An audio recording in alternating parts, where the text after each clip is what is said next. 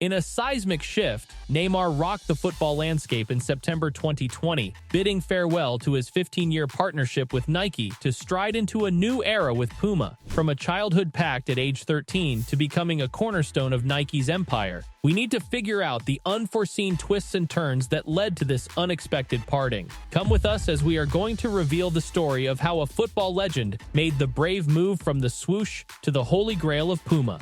Let's get into it. It is said that he was the first football player to wear Jordan boots. People in the football community were very upset about his choice to leave the company that had long believed in and invested in him. Why did he leave Nike, and why did they let him go? More famous Nike players, such as Raheem Sterling, Sergio Ramos, and even FIFA Player of the Year Robert Lewandowski, have left the company or have been seen wearing rival shoes. This made the controversy worse. Do you know why all of those athletes have left Nike? Could it be that the world's most successful sportswear company is no longer able to attract the best players?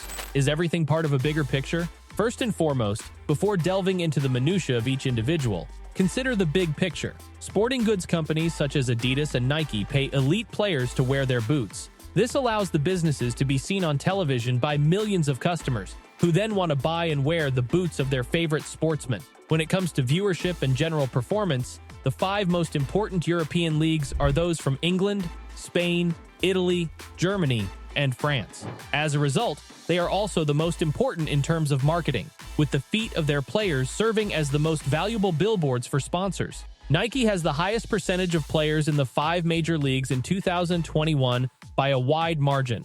Nike is the most popular athletic footwear brand, with Adidas and Puma finishing in 2nd and 3rd place, respectively. It wasn't always like this, to be honest. Once upon a time, Puma and Adidas were the 2 biggest sports brands. Since Nike has always been about running, they were late to the party. After the company was founded, Nike first focused on the American market. In the US, basketball was seen as more important than football, or soccer, as it is called there.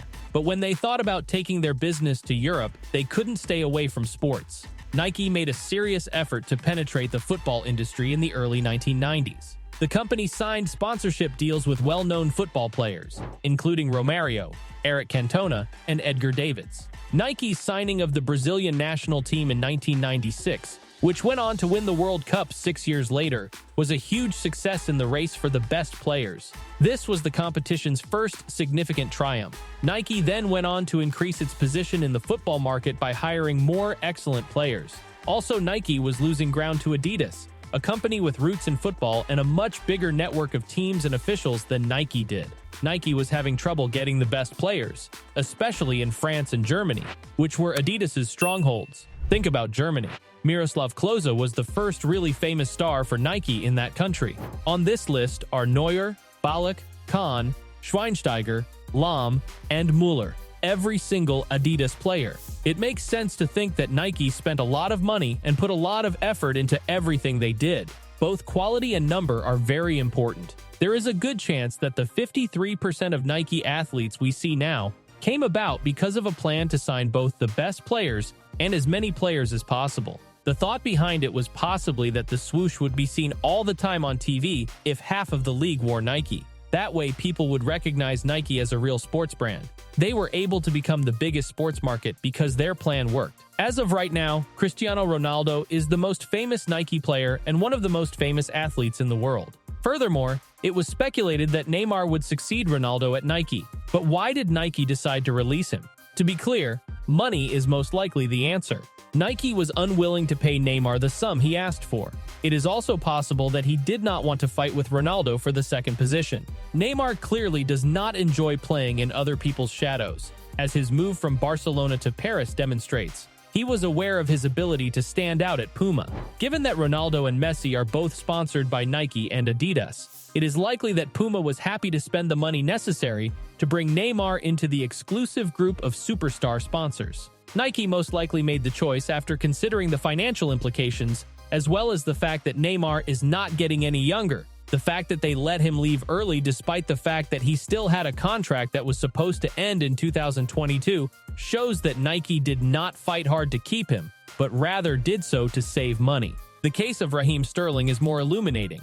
Neymar is older than he is, and he is only now reaching his full potential. According to Nike, he is also extremely marketable and has been used in commercial efforts as well as a spokesperson for social causes, such as when he spoke out against racism.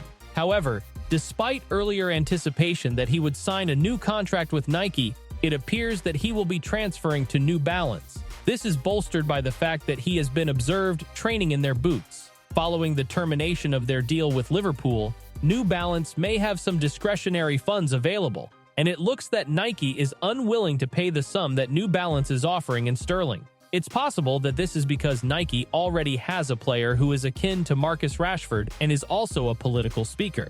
However, they are refining their plan and would want to invest in only one of the two possibilities, so sterling may have been picked. Nike appears to have become quite cautious about how they spend their money in football, and they are no longer treating their budget like a watering can in order to sign every available player.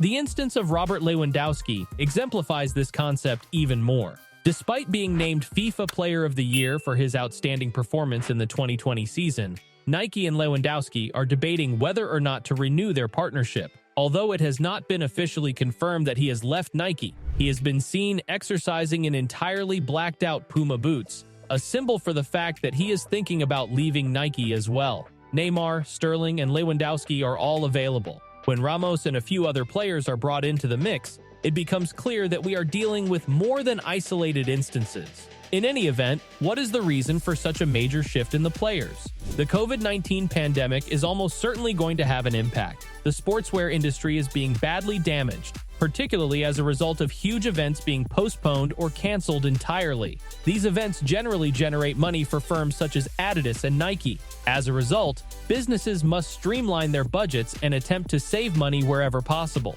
On the other hand, the pandemic is most likely a catalyst for the shift rather than the cause of it. This is clear when one analyses the people Nike is still interested in signing and betting money on. Take, for example, Erling Haaland. He was recently one of the athletes who supported the Nike Dream Speed boots, and he even shared some personalized golden Nike boots on his Instagram account. Nike is eager to keep Haaland, who has the potential to become the best striker in the world in the future, despite the fact that Nike appears to be fine with letting Robert Lewandowski, who is currently the best striker in the world, retire. It goes without saying that Kylian Mbappe's job at Nike is much more important. It appears that the company wants him to follow in the footsteps of Ronaldo, which could be one of the reasons Neymar was permitted to quit the team. Furthermore, Nike has a terrific replacement for Raheem Sterling on their squad. Despite the fact that we have already mentioned Rashford, Jadon Sancho has recently been promoted to a more prominent position. At the age of 20, he became the youngest player in Nike history to have his own signature line. Sancho, Haaland, and Mbappe are the players. It is simple to add Ansu Fati, Kai Havertz, and Frenkie de Jong to the list of probable candidates. Nike appears to be pressing forward with their intentions. Sponsorship deals with clubs or players are often for a number of years, making them long-term investments for businesses. A sports marketing budget differs from a digital or event marketing budget in that it is planned for years in advance and cannot be trimmed or moved about quickly. Predicting where the players will be in the following 5 years is entirely contingent on their capacity to see into the future. Putting this into context also explains why Nike allowed established players to leave. It is not simply a matter of financial difficulty or strained relationships. Rather, it is a calculated strategic decision. Based on this, Nike most likely already had a strategy in place to adjust their approach to the younger generation of football players. The COVID-19 virus problem has simply accelerated the use of such a method. Only Nike understands how much Neymar and Lewandowski are genuinely worth to a sportswear business. Nike has been employing the players in advertisements for almost a decade. Nike has access to all sales data and analytics in order to estimate the value of their brand. As we say goodbye to the strange story of Nike and Neymar, the advertising game starts. Want to hear more hidden stories? Explore more of the interesting areas where business and sports meet. Don't miss out. Subscribe to get special information and stay on top of the latest sports news.